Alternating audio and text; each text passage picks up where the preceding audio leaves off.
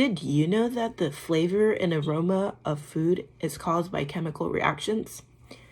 I'm not talking about how different ingredients react with each other to bake or cook.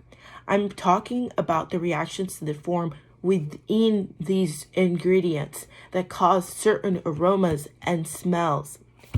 We call these Maillard reactions.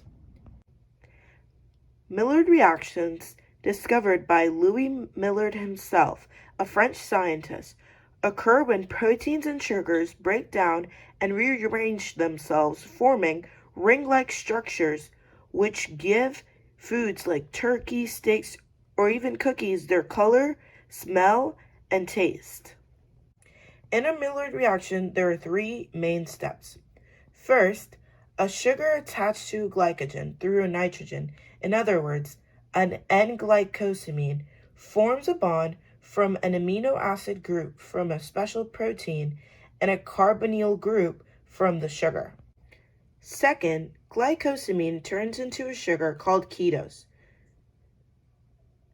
via the Amadori rearrangement.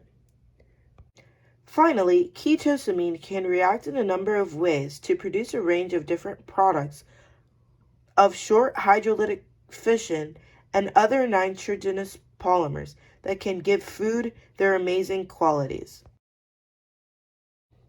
Pyrazines create a toasted and burnt flavor, while pyrroles create cereal-like nutty flavors.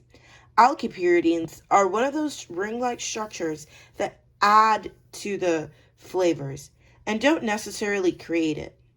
These add to cereal-like flavors, and alkylpyridines add to bitter and burnt flavors.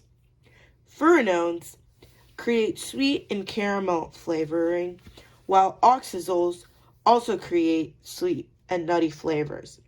Finally, theophyllenes create meaty and roasted aroma and flavor. Let's take a cookie as an example. After the dough spreads out because of the melted butter, the water turns into steam and the cookie expands. The dough starts to become squishy because of the proteins and the eggs. And finally, it dries out as water evaporates. Then Maillard reactions take place.